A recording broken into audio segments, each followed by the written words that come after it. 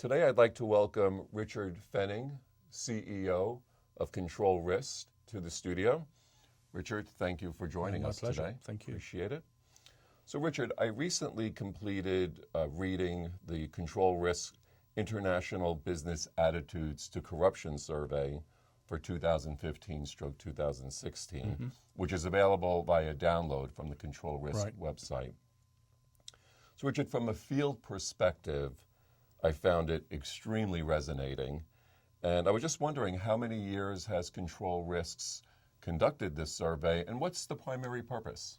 Well, interestingly, we started off a long time ago, I think 2002, or even earlier, we started doing the survey. And in fact, we actually started a kind of dialogue with our clients about this whole issue.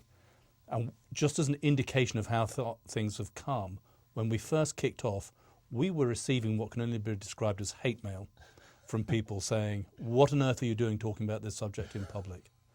And now it's become a kind of annual regular feature of Control Risk's contribution to thought leadership in this area. Obviously, there's a lot of kind of coverage and a lot of analysis goes on around that. But it's just remarkable how far attitudes have shifted.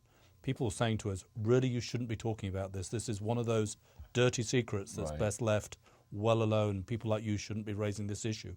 We were sure at the time that things were changing, that the FCPA was going to come back to life in a big way, already indications that it was, and that other kind of OECD-inspired legislation was on the way. So we felt it was a legitimate issue to start raising this up the flagpole, but others clearly didn't at the time. So presumably the hate mail has subsided a little bit. The hate mail, thankfully, has gone away, yeah.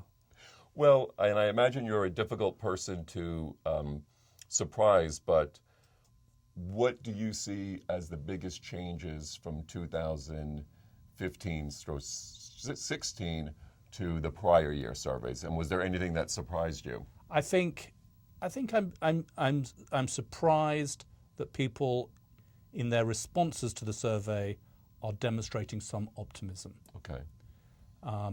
I guess when we started doing this, it really was nothing but a problem. Right. So the survey was really about describing the kind of contours and magnitude of the problem in terms of compliant companies losing business, in terms of the sheer difficulty of doing businesses in countries that are overwhelmingly afflicted by corruption. And what's coming through in the survey now is, I guess, a couple of things. One is that people are sort of accepting of the regulatory landscape. We used to get kind of pushback from people saying this is unfair, we shouldn't be doing this, it's got to be a level playing field. I think that has gone away. Okay. I mean, it may be that people don't like it, but they stopped griping about it to quite the same extent. But I think it is more than that. I think there is a level of kind of realization that in some circumstances, and by no means all, but in some circumstances, compliance supported by rigorously enforced legislation can help people to run better businesses.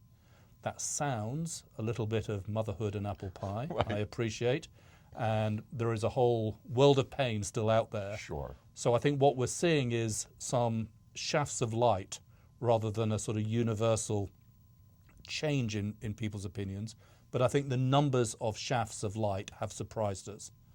Maybe I'm being a bit optimistic here, but I think that is true.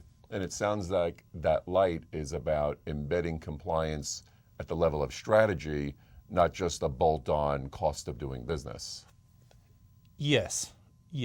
I think we have to be cautious about how many organizations have really got it as a kind of strategic issue, address it early, build it into your business plan, think about it sensibly, talk about it in the boardroom.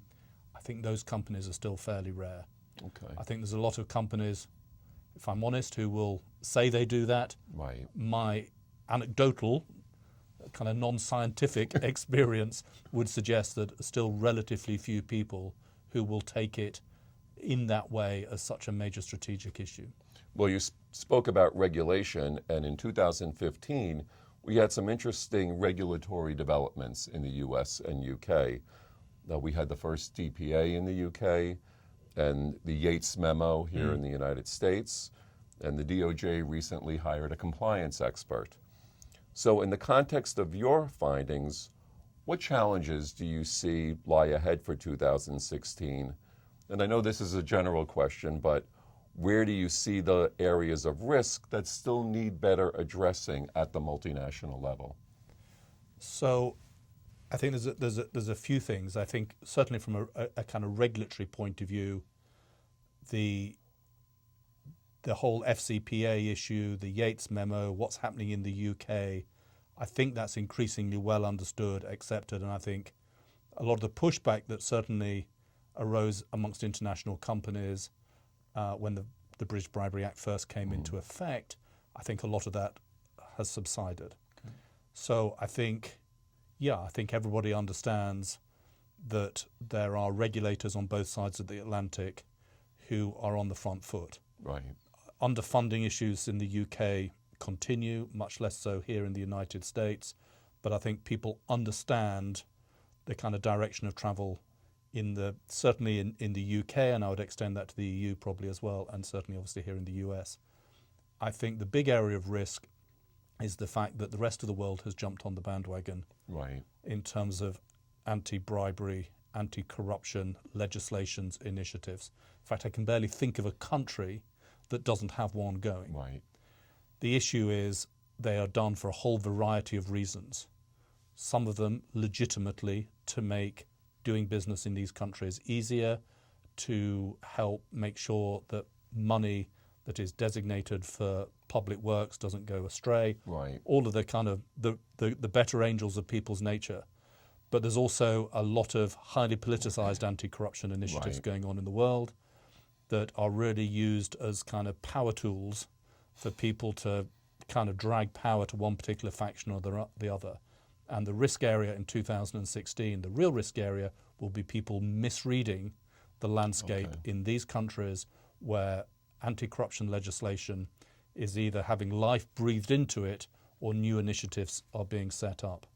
Hard for companies to understand quite what is motivating these kind of regulations, these kind of initiatives.